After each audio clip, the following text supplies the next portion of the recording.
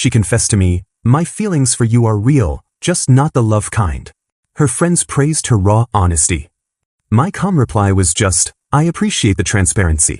What I didn't tell her was that I'd been planning to propose in 3 weeks, and that single sentence had just saved me from making the biggest mistake of my life.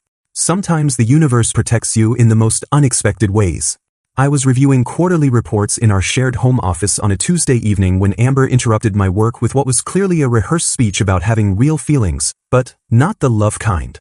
I'm a financial consultant, so I process information with the same analytical precision I use for client portfolios, and her words hit me like a comprehensive audit revealing massive structural problems. "Tyler, I need to be completely honest with you about something," she began, standing in the doorway like she was delivering a presentation to the board. "My feelings for you are absolutely real and deep, just not the romantic love kind. I care about you more than almost anyone in my life, but I've realized I'm not in love with you the way you deserve." I looked up from my spreadsheets, watching her face as she continued. "I think we have something beautiful and authentic, but I need to be transparent about what I can actually offer emotionally." The word, transparent, struck me as particularly ironic, considering she'd been living in our downtown loft for 2 years while I paid most of the rent, planned our future, and apparently fell in love alone. "I appreciate the transparency," I replied, returning to my computer screen and continuing to input data like she just informed me about a schedule change rather than dismantling our entire relationship. She stood there for another moment, clearly expecting emotional chaos, tears, begging, or at least some kind of dramatic reaction to her brave declaration. Instead, she received a businessman's acknowledgement of updated terms and conditions. "That's it?" she asked, voice rising slightly. "You're not going to say anything else? What would you like me to say?" I asked, genuinely curious while continuing to work on my financial projections. "I appreciate you clarifying the parameters of our relationship. It's helpful information." The confusion on her face was almost amusing. She'd clearly prepared for a much more dramatic scene, probably involving me pleading for her to reconsider or trying to convince her that what we had was special. Instead, I was treating her emotional revelation like a policy update from corporate headquarters.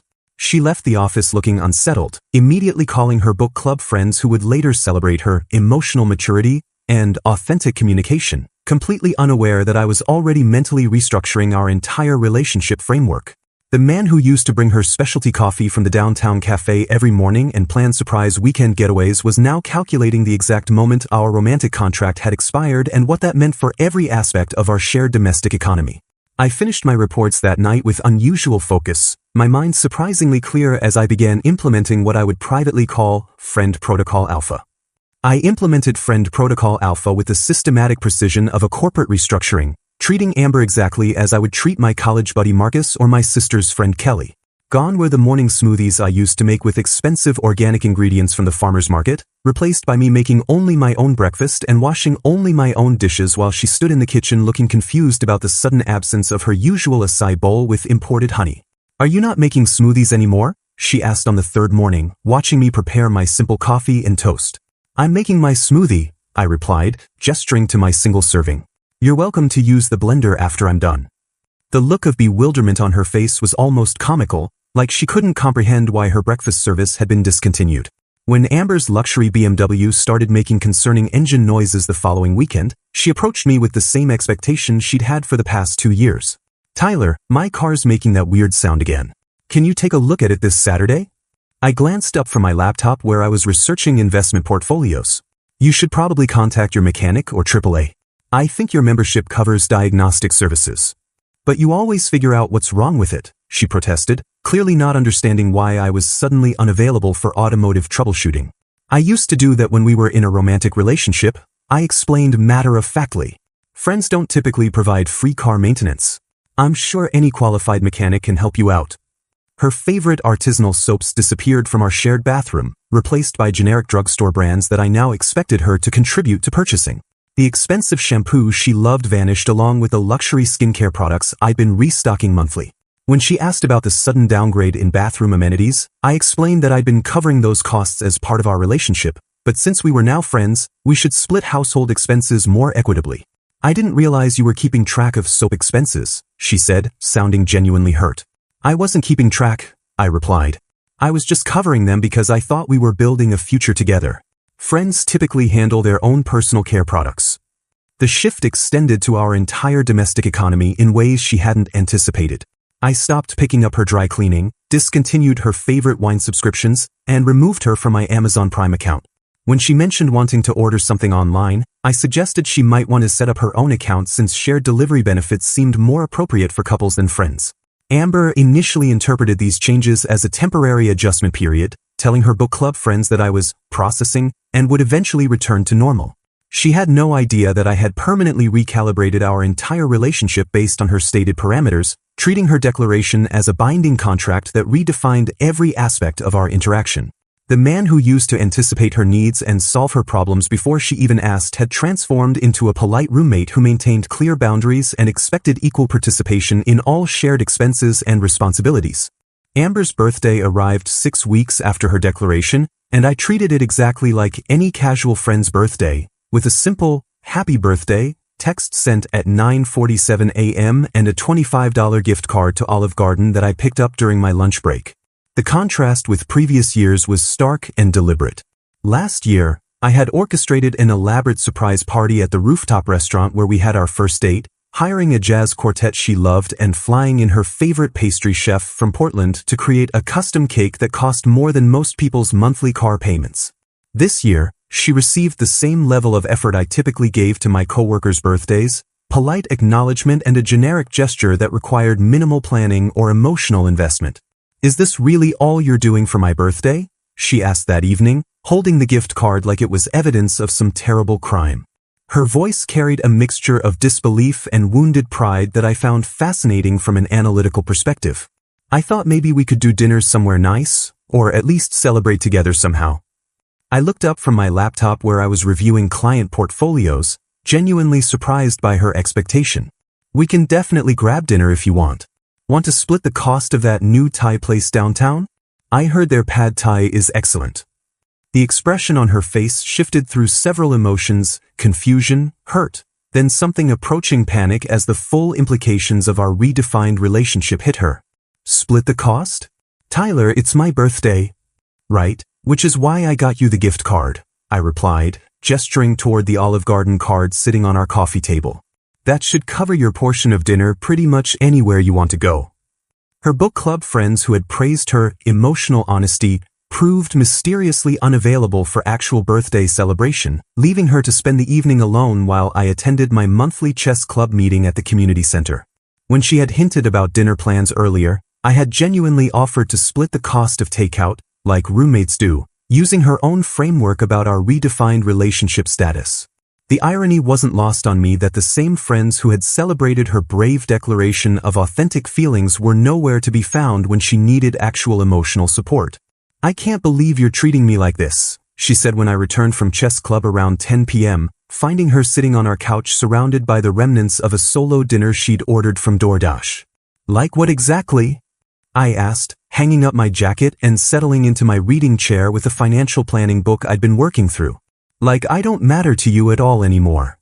I considered her words carefully, the way I would analyze a complex investment scenario.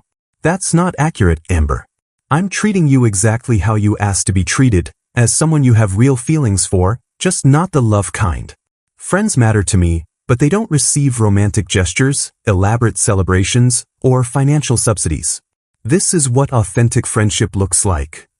The stark contrast between this birthday and previous years when I had rented entire venues, coordinated with her family, and spent weeks planning surprise elements finally began to crack her confidence in her decision. She stared at me for a long moment, probably realizing for the first time that her declaration had permanent consequences that extended far beyond just changing the label on our relationship.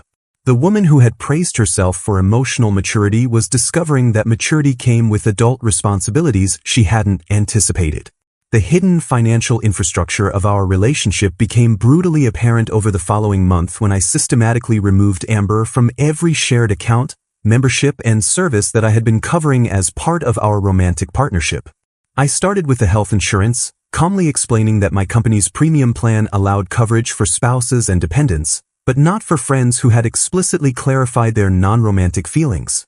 "You're removing me from your health insurance?" she asked, staring at the official notification letter I'd placed on the kitchen counter next to her morning coffee. The annual enrollment period is next month, so I needed to update my beneficiaries and coverage, I explained while reviewing my own insurance options on my laptop. You'll need to either get coverage through your pottery studio or look into marketplace plans. I can send you some links to help you compare options if you'd like. Her part-time pottery studio, which barely generated $1,500 in monthly revenue, had never offered health benefits, something that hadn't mattered when she was covered under my comprehensive plan that cost me an additional $420 monthly. Next came the Costco membership, my Amazon Prime account, and the family cell phone plan that had been saving her nearly $200 each month. I don't understand why you're being so systematic about this, she said, watching me update account information on multiple websites while she stood behind my chair like a supervisor reviewing my work. These are just practical adjustments, I replied, clicking through another account settings page. I was covering these expenses because I thought we were building a shared financial future. Since you've clarified that we're friends, it makes sense to separate our accounts and let each person handle their own memberships and services. The luxury gym membership disappeared along with the high-end streaming services and monthly wine club deliveries that I had been treating as relationship investments rather than keeping a detailed ledger. When her favorite yoga studio charged her credit card $350 for the monthly unlimited package she'd been enjoying, reality hit with mathematical precision. I had no idea you were paying for all of this, she admitted, sitting across from me at our dining table while reviewing a stack of bills that had suddenly become her responsibility. I wasn't paying for things, I corrected, looking up from my own financial planning spreadsheet. I was investing in our shared lifestyle because I thought we were partners building something together. There's a significant difference between charity and investment. Her credit card, which she had assumed was her own account, turned out to be a secondary card on my excellent credit profile, something I discovered when reviewing my monthly statements. Canceling it left her scrambling to establish her own financial identity with her limited income and virtually non-existent credit history. Tyler, my credit score is apparently 540, she said, staring at her phone screen in disbelief after applying for her first independent credit card. How is that even possible? You've never actually built credit in your own name, I explained, continuing to work on my quarterly budget projections. The card you've been using was attached to my account, so all the positive payment history was building my credit, not yours. You'll need to start with a secured card or maybe ask your bank about starter options. When her car insurance premium jumped to $412 monthly without my multi-vehicle discount, the true cost of her honest feelings declaration began hitting her bank account with relentless mathematical precision. I had been subsidizing her lifestyle to the tune of over $3,000 monthly, treating it as an investment in our shared future rather than keeping score, and she was discovering that independence came with a price tag she had never calculated. The woman who had praised herself for emotional authenticity was learning that authentic adult relationships required authentic adult financial responsibility. Desperate to provoke any emotional reaction that would prove I still cared about her romantically, Amber began staging increasingly dramatic scenarios designed to crack my new friendship-only demeanor. She started leaving her pottery projects strategically placed throughout our shared workspace, beautiful ceramic pieces that she knew I had always admired, hoping I would comment on them the way I used to when I would spend 20 minutes analyzing her artistic techniques and encouraging her creative development. Instead, I simply moved them to appropriate storage areas when they interfered with my own work, treating them like any roommate would handle someone else's belongings left in common spaces. You used to love talking about my art, she said one evening, watching me carefully relocate a glazed vase she had positioned directly in front of my computer monitor. It's beautiful work, I replied, setting it on the designated art shelf we had established for her pieces. I'm sure your pottery studio customers appreciate your skill. The clinical tone of my response, like I was commenting on a stranger's work at a gallery opening, visibly frustrated her. She began playing our old anniversary playlist on repeat through the house speakers, filling our loft with songs that had soundtracked romantic dinners, weekend trips, and quiet evenings when we used to plan our future together. I responded by purchasing noise-canceling headphones and continuing my work without acknowledging the musical manipulation, treating her emotional soundtrack like background noise that had no relevance to my current activities. Don't you remember what that song means to us? She asked during a particularly obvious attempt when she played the song from our first dance at her sister's wedding. I remember it was playing at Rachel's wedding, I replied, not looking up from my financial reports. Nice song. I should probably get some work done though. When she, accidentally, started wearing my dress shirts around the house, the same ones she used to borrow for lazy Sunday mornings when we would cook breakfast together and read the newspaper in bed, I responded with the practical concern of a responsible roommate.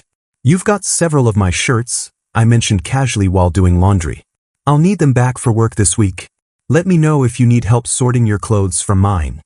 Her attempt at recreating our first date outfit, complete with the blue dress she knew I had always loved and the perfume she had worn that night 2 years ago, resulted in me complimenting her on looking nice for whatever plans you have tonight, before returning to my financial podcasts with the same enthusiasm I would show for a neighbor's dinner preparations.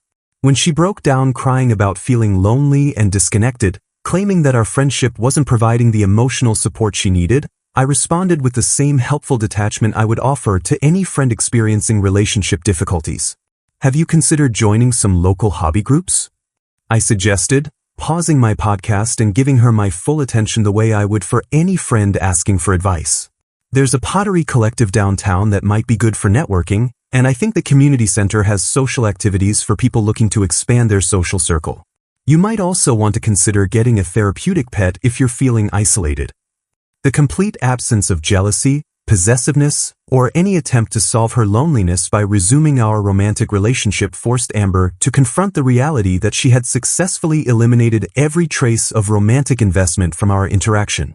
My suggestions were genuinely helpful and delivered with the caring tone of a good friend, but they contained no hint that I saw myself as the solution to her emotional needs or that I was affected by her distress in any personal way. When our downtown loft lease came up for renewal 4 months after Amber's declaration, I calmly announced over breakfast that I had purchased a 1-bedroom condo in the financial district, with closing scheduled for the following month. The news hit her like a financial audit revealing catastrophic losses, her coffee mug freezing halfway to her lips as she processed what this meant for her housing situation. You bought a place without telling me? She asked, her voice climbing toward panic as the implications became clear. Without even discussing it? I looked up from the real estate documents I was reviewing, genuinely surprised by her reaction. I mentioned I was looking at condos a few weeks ago when you asked about my weekend plans. I didn't realize you needed updates on my personal financial decisions. The distinction was crucial. I had treated the condo purchase exactly like any major decision that friends might share with each other, mentioning it casually without seeking her input or approval because her opinion was no longer relevant to my housing choices. But what about our lease here? What about me? She asked, gesturing around the loft that we had shared for 2 years, where she had assumed we would continue living indefinitely despite having redefined our relationship. Your name isn't on the lease, I replied, returning to my paperwork. I've already given the landlord notice that I won't be renewing. You'll need to decide whether you want to take over the lease yourself or find alternative housing. I can provide a reference if you need one for rental applications. Her frantic confession came tumbling out that evening after she had spent the day calculating rental costs and realizing that the loft's $3,000 monthly rent was completely beyond her pottery studio income. Tyler, I think I made a terrible mistake, she said, sitting across from me at our dining table while I organized my moving timeline spreadsheet. I've been thinking about what I said, about my feelings, and I realize I was wrong. I do love you. I really do love you, and I want us to try again. I saved my spreadsheet and gave her my full attention, the way I would for any friend experiencing a major life crisis. It sounds like you're dealing with a lot of stress right now, I replied with genuine concern. Major life transitions often make people reconsider past decisions. That's completely normal and understandable. The clinical tone of my response, treating her romantic revelation like a psychological phenomenon rather than a personal declaration, made her try a more direct approach. I'm saying I want to be with you romantically again. I want us to move to the new place together and go back to how things were. I considered her words carefully, applying the same analytical thinking I used for client consultations. I appreciate you sharing your feelings, but my capacity for romantic love requires mutual reciprocation from the beginning, I explained patiently. Since you clearly stated your limitations 6 months ago, I adapted permanently to respect your boundaries. Friendship is what you offered, and friendship is what we have. When she begged me to just give us another chance, I presented her with a detailed breakdown of utilities, rent deposits, and moving costs she would need to handle independently, along with a list of affordable apartments in her actual price range that I had researched during my lunch break. I want to make sure your transition goes smoothly, I said, handing her the folder of rental listings. I've highlighted the ones that allow pets in case you decide to get that therapeutic companion we discussed. The folder represented hours of research, genuine effort to help her succeed independently, and absolutely zero consideration of resuming our romantic relationship. She stared at the apartment listings like they were evidence of her complete failure to reclaim what she had voluntarily discarded, finally understanding that my friendship came with helpful practical support but no emotional vulnerability or romantic investment. My final gesture on moving day involved presenting Amber with an elegant mahogany jewelry box that I had commissioned from a local craftsman, creating a moment of desperate hope that flickered across her face like candlelight before being extinguished by reality. "Tyler, what is this?" she asked, her hands trembling slightly as she accepted the beautifully polished box, probably imagining that I was about to propose or at least offer some romantic reconciliation that would restore her access to the life she had taken for granted. "Just a practical gift to help with your transition," I replied, watching her carefully open the hinged lid to reveal not an engagement ring, but keys to a property management company office along with a lease agreement for a studio apartment I had already secured and paid first month's rent for as what I termed a friendship gesture. The studio was in a decent neighborhood within her budget, close to public transportation, and had good natural light for her pottery work. I had spent considerable time researching options that would support her success as an independent adult. "You found me an apartment?" she asked, her voice barely above a whisper as she examined the lease documents with the same expression someone might wear while receiving a terminal diagnosis. "I wanted to ensure your smooth transition into independent living," I explained with the genuine care of a concerned friend helping someone navigate a difficult life change. "The studio has excellent lighting for your art, and the rent is well within your pottery income range. I've also included contact information for a few local pottery collectives that might help with networking and additional income opportunities." Her face cycled through confusion, gratitude, and crushing disappointment as she realized that I had systematically eliminated every trace of romantic dependency, infrastructure, and future planning from our relationship while maintaining perfect adherence to her stated preferences for friendship-only interaction. The apartment represented thoughtful practical support delivered with the emotional distance of a social worker helping a client achieve housing stability. "This is really it then," she said, watching me load the last of my belongings into my new Tesla Model S, a purchase I had made without consulting her since friends don't make joint financial decisions or seek approval for major life choices. "You're really moving on completely." I paused in my packing to give her my full attention, recognizing that she was processing the finality of our changed relationship. "I moved on 6 months ago when you clarified your feelings," I replied with the patient tone I would use to explain basic financial concepts to a confused client. "I've been respecting your boundaries ever since, treating you exactly as you asked to be treated, as someone you have real feelings for, just not the love kind." The irony of her situation became crystal clear in that moment. She had successfully achieved exactly what she had requested, a relationship with someone who wasn't romantically invested in her emotional well-being, someone who treated her with friendly respect but no passionate attachment or future planning. As I drove away from the loft where we had lived together for 2 years, I reflected on the engagement ring that was now returned to the jeweler, the proposal speech I had been rehearsing, and the European honeymoon I had been secretly planning before her declaration of emotional limitations had saved me from making a catastrophic investment in someone who saw me as convenient rather than essential.